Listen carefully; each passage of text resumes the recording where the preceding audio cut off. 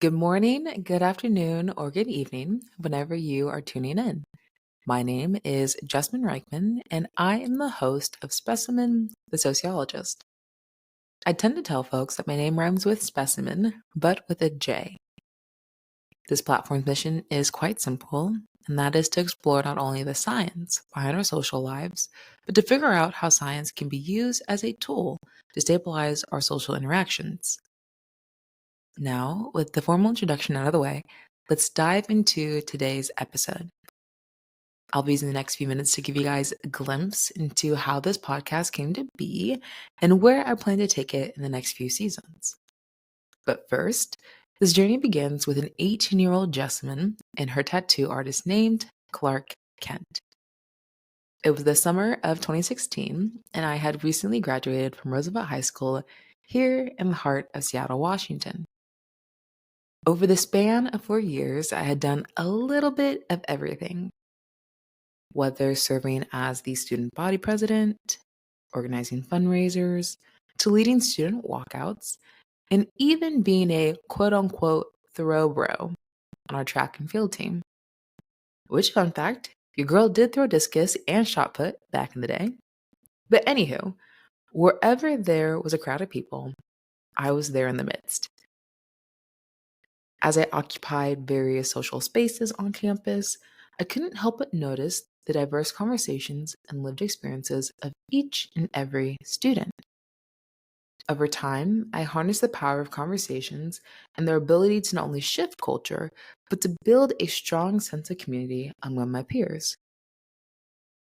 By the end of my senior year, I thought that if I could shift the culture ever so slightly at my high school, then it shouldn't be too hard to change the world. And that is how I ended up in a tattoo shop. Shortly after graduation, my friend Kat and I headed over to our neighborhood tattoo parlor, and my vision for the tattoo was extremely simple, but still slightly regal. And that was to get a map of the world tattooed on my back, but outlined in black and shaded in with different, variations of brown. So as we entered the shop, we were quickly greeted by my tattoo artist, Clark Kent. And if you're wondering, yes, that is his legal name. And yes, he does have a Superman S tattooed on his chest. After our hour-and-a-long half session, I felt that I too had received my Superman S and was ready to take flight and solve all of the world's problems. However, my first flight ended up being to New Orleans, Louisiana. There, I was a first-year journalism major at Loyola University, New Orleans. At the youthful age of 18, I had the rational thought that the way in which I was going to change the world would be by becoming the next Oprah Winfrey and having my own talk show. With this vision in mind, I spent my freshman year heavily involved in our school's newspaper and remained curious on ways to build Loyola's community through the power of conversations. And as I progressed through the program, I gently realized that I desired more than to report on issues, but to construct substantial conversations rooted in science. While thoughts, feelings, and opinions are important, science has a way of sobering up one's personal judgment. As I wrapped up my freshman year, I began to entertain the thought of switching from journalism to sociology, but never committed to the idea until the following fall. And I can recall it was clear as day when I realized that I wanted to make that switch. It was a random Tuesday, and I had just returned to my dorm after my digital communications class.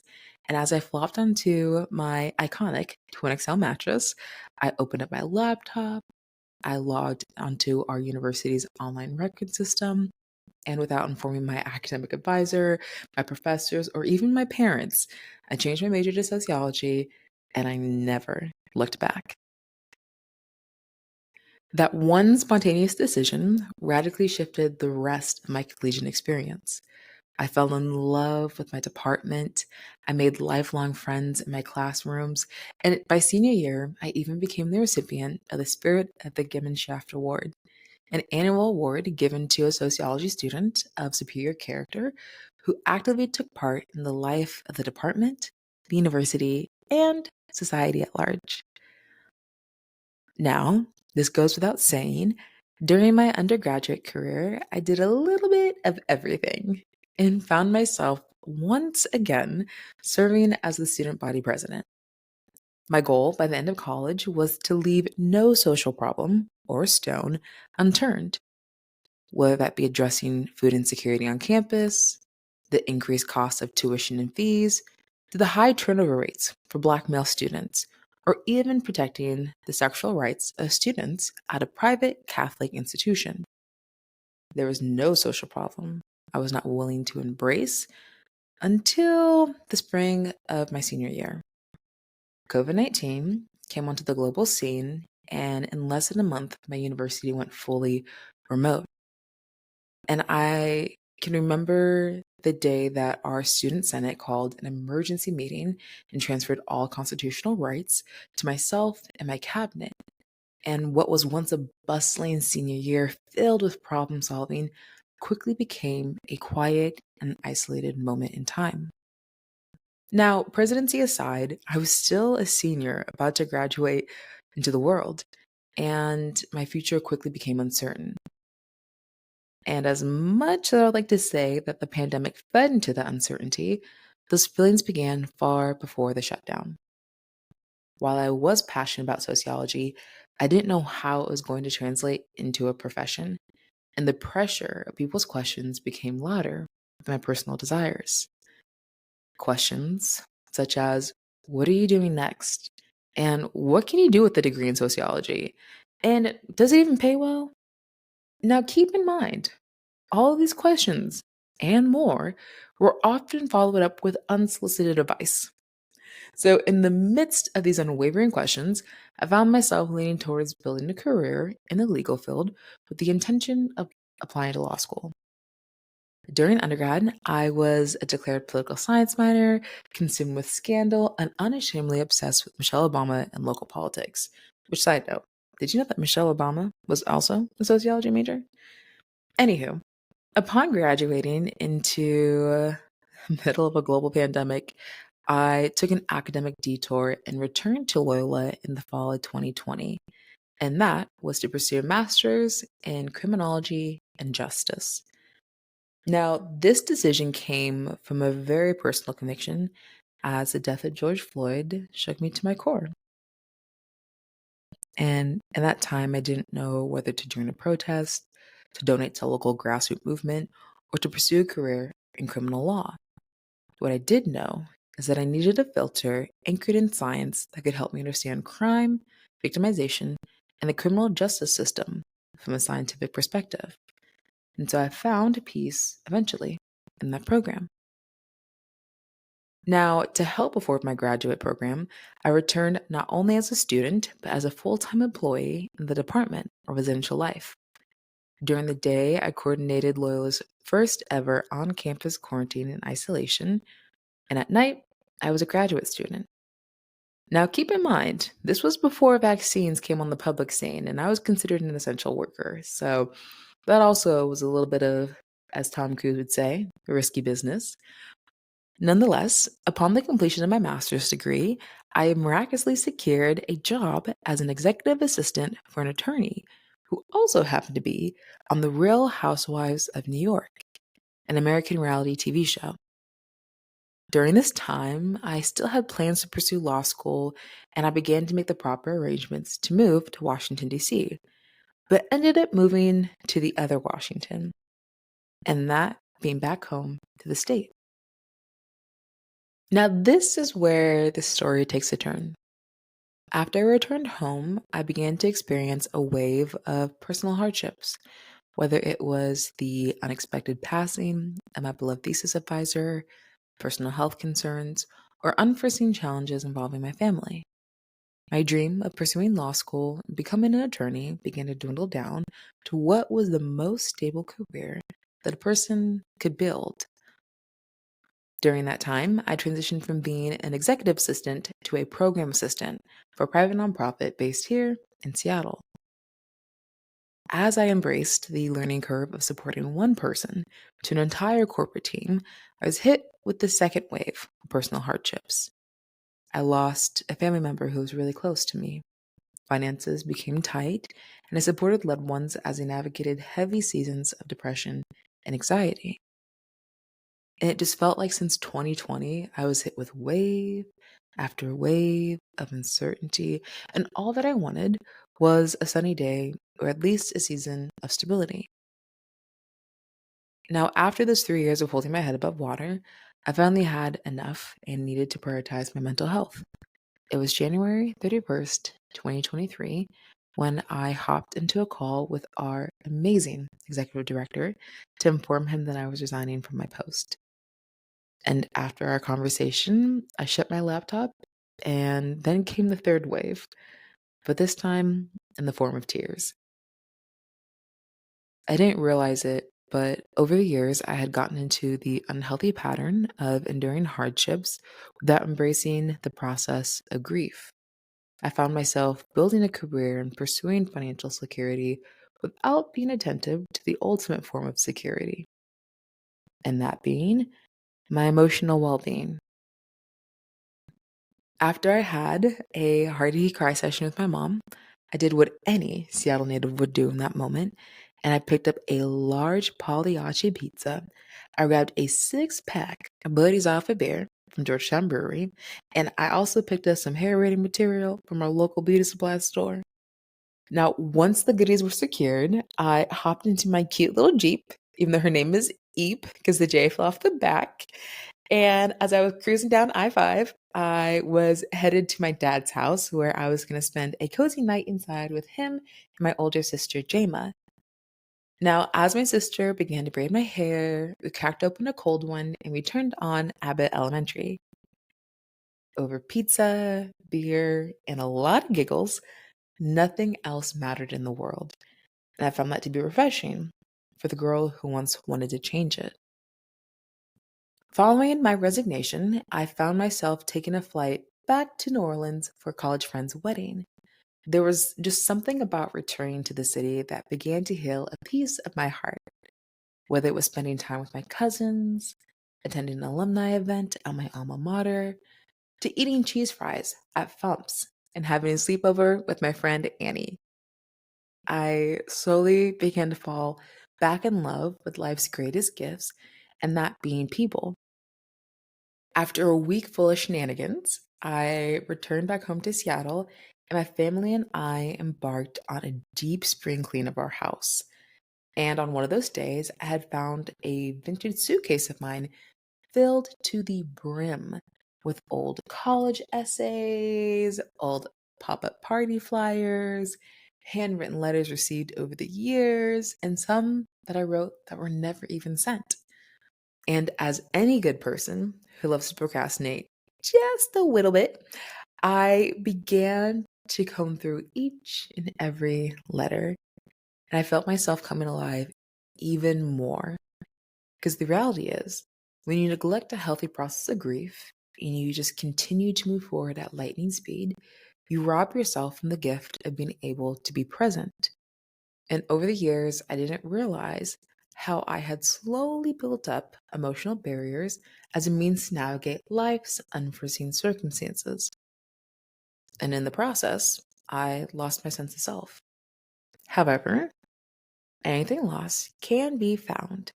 So as I began to read those letters, it was beautiful reading the positive impact that I had on the lives of others and the consistency of word choices used. Words such as kind, intelligent, spontaneous, and even faith filled. Now, out of all of those letters, my favorite came from a friend that I met at a professional conference. She said, quote, Jessamyn, you allow people to truly be seen, heard, and felt in any space.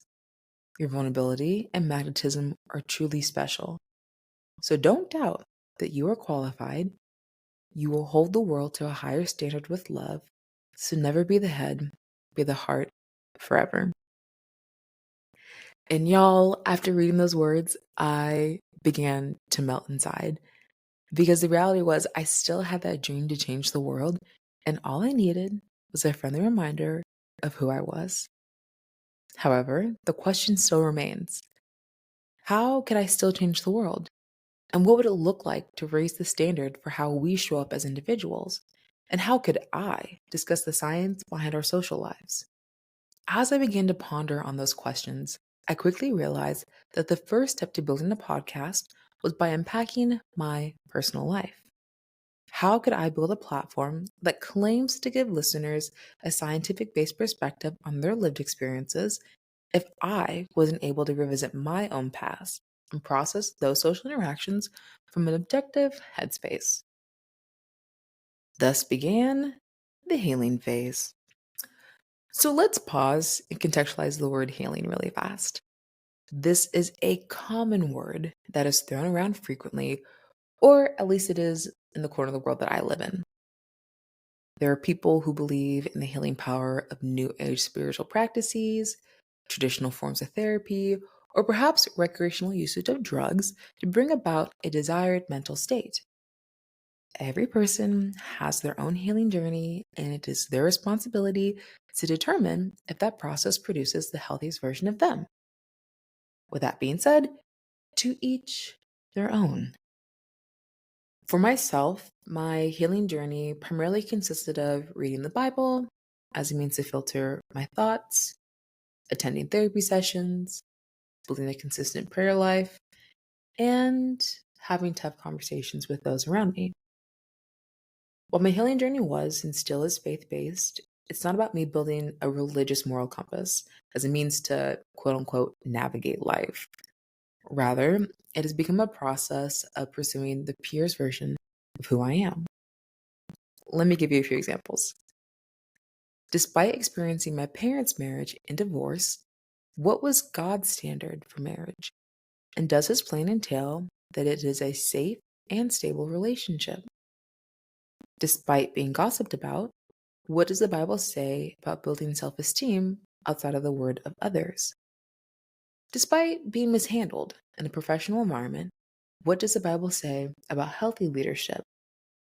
And most importantly, despite growing up from the Christian faith, how can I separate the church's way of historically doing things from my personal faith walk? And so I asked and answered these questions over and over again, and I had to purify the ways in which life was presented to me and raise the standard for my own personal conduct. And this is what the internal dialogue of healing sounds like. You're neither here nor there, but rather identifying healthier ways to show up in life, which goes to say that healing is probably the most inconvenient process known to mankind. It's not like you can wake up at 6 a.m., work out until 7, heal until 8, and then be dressed and out the door for your 9 a.m. shift. While you can schedule a therapy session, you can't pencil in time to heal from subconscious habits until it's real time. That's why I've come to the personal belief that healing is a matter of expressing self control over your emotions and behaviors in a relationship or an environment that once was traumatic. I would further suggest that self control raises the standard not in spite of the incident, but rather to implement a satisfactory lifestyle for your own well being. And with that being said, to truly cultivate self control and allow yourself to heal and to build sustainable habits, darling, that takes time. Because again, it's one thing to build consistency in your career or with your physical health, but it's a whole different ballgame when you begin to build your character from the ground up.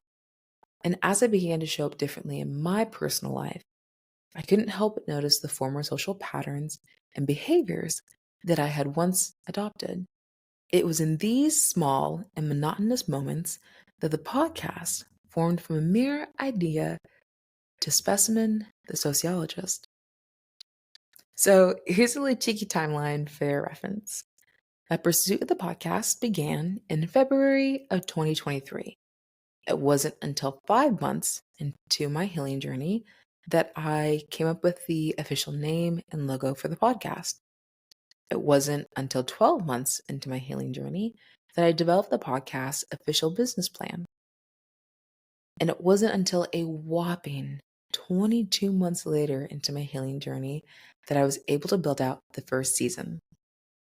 It was in this process that I realized that science could not only be used to unpack our social lives, but as a tool to stabilize our social interactions by having each person develop self control. So, this podcast is going to end exactly where it began, a story about an 18-year-old Jessamyn and her tattoo artist named Clark Kent. Instead of a vision to change the entire world, perhaps I can change a person's world, podcast by podcast. On that note, I will officially be soft launching this podcast next week. This first season will consist of solo pods, scripted, recorded, and produced by myself. In this season, we are going to address the social problems found in our most intimate areas of life, our relationships. In future seasons, we'll adjust to address more large-scale problems that impact society and identify science-backed solutions. Currently, you can expect 2 weekly drops, which will include a power pod on Tuesday and a principle in a pod on Thursday. As a reminder, the power pod will leverage a sociological theory and a story to address a social theme. The principle in a pod is a segment where I'll break down various moral principles. While science is powerful, it will take wisdom to effectively apply that information to our everyday lives. Last but not least, we will have the voice memo segment. This informal segment will be dropped spontaneously throughout the season. Perhaps it will have something to do with sociology. Perhaps it will have nothing to do with sociology. So, in the meantime, feel free to check out the current mock episodes for each of these segments. We have Talk is Symbolic, How to Irish Exit a Conversation, and Forgiveness. As a thank you for listening to the very, very end of this episode, here is a preview for the next set of pods that you can expect. The upcoming Power Pod will be on the sociology of self-esteem. In this episode, I will be discussing the science behind how our social interactions build our sense of self and how to remain steadfast in social environments that contradict your core values. The next principle in a pod is going to be on courage. In this episode, I'll argue that courage is a physical response to the words that you believe about yourself. Until then, have a powerful day.